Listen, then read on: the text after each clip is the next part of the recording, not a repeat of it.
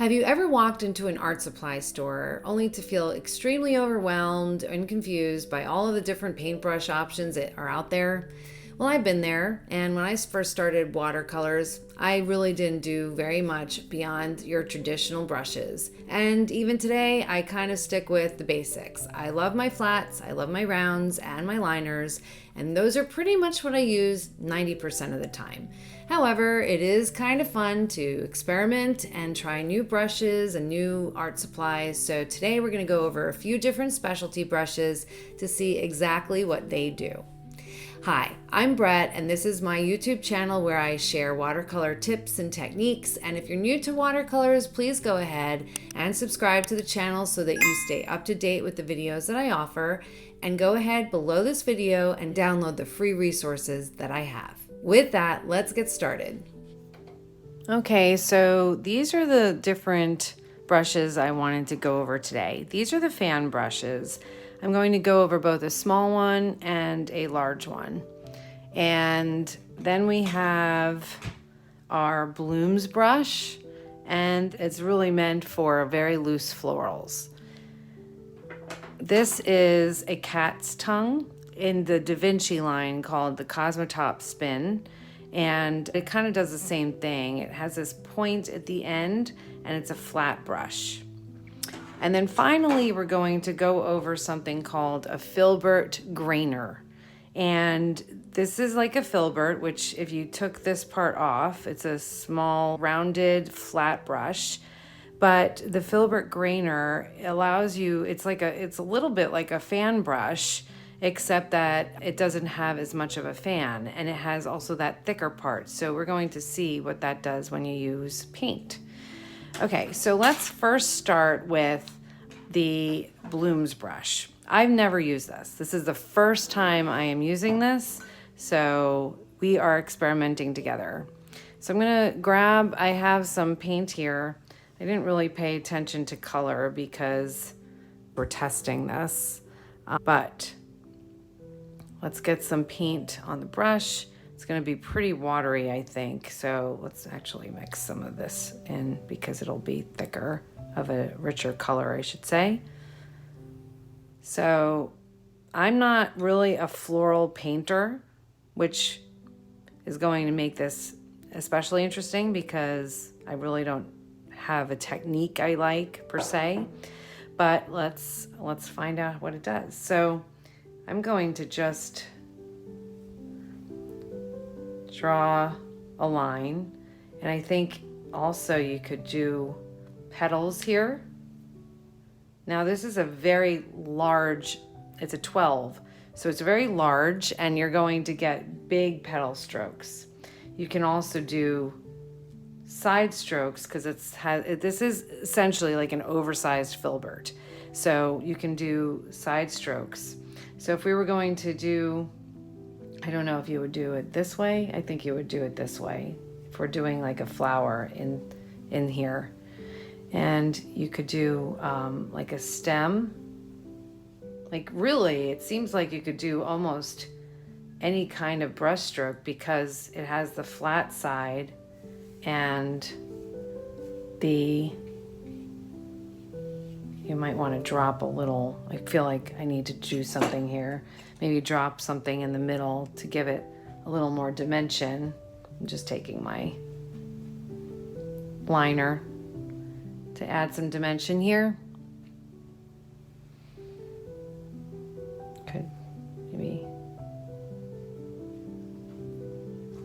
give it a little bit more definition there. But anyway, so yeah, so this is kind of, I guess if you wanted to do like a rose effect, you could do sort of this idea with the sides. So essentially you're going to use a flatter portion for like big petals, and then you're going to use the thinner side to kind of create stems and maybe some little definitions of petals if the bloom is closed. So this is a blooms brush, and again, great for florals. I am not a floral painter, so what you're seeing may not be what you would think is especially beautiful, but at least you get a sense for this kind of brush. Okay, the next one I'm going to use is the fan brush.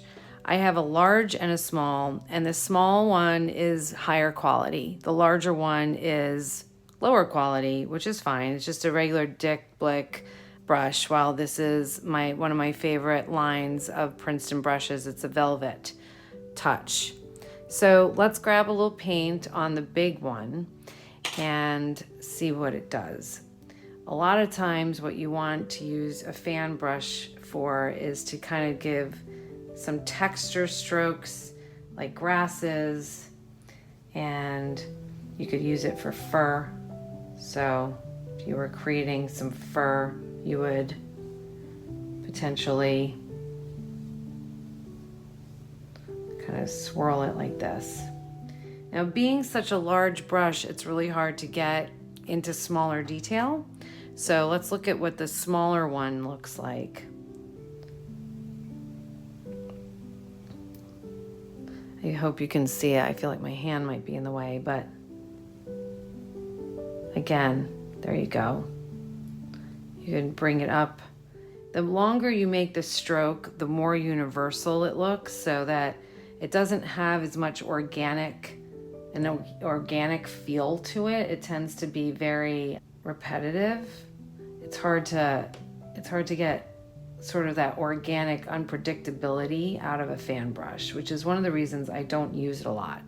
But what you can do is you can go over it and paint in the more sort of unpredictable lines to give it more definition. So what you can do is use a fan brush like for grasses or for fur, and use it as your base, and then go in and then create more definition that's a little more organic by using your liner and then painting over it, so that you don't have to work as hard by literally going over each line. See, that would take a long time to get something like that.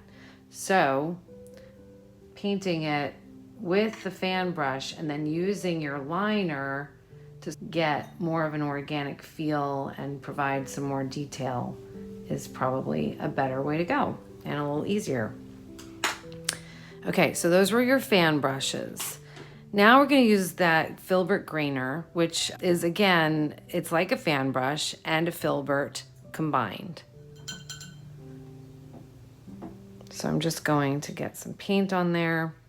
And we're going to go first from top to bottom. I'm going to press down and then lift up. And you'll see, I don't know how dark it looks, but I'm going to use a darker color and see if that helps.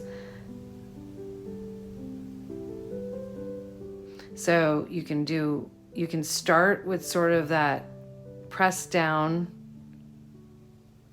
attempt and then lift, or you can start just doing, you can kind of go with the fan part of it and then press down. And what I like about this is that it allows you to, like here, you get all these little lines, while here with the Filbert Grainer, you can start to blend it so it doesn't look so boring, if you will, with just the constant same lines. This, you can create the definition and then blend it into something thicker. Again, great for grasses.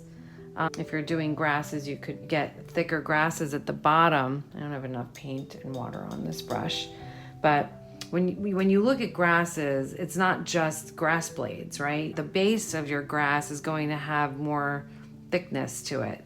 So this kind of allows you to get the fine detail at the top and sort of a thicker base. I feel like I'm making a mess here, but you're gonna go up and pull out that color too. And again, to get more definition in here, because it kind of still looks kind of uniform, you can add some low lights. This is really nice for fur. and pull it up.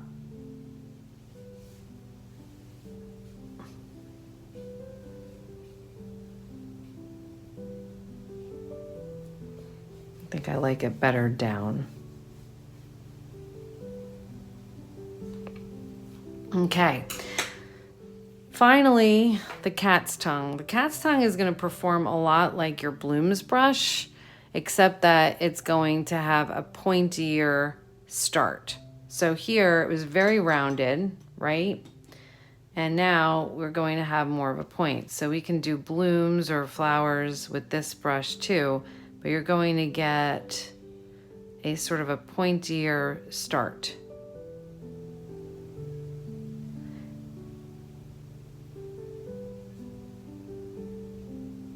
You can do some darker detail in here. Again, I'm doing a little bit of the floral action that I am not that good at, but it gives you a sense.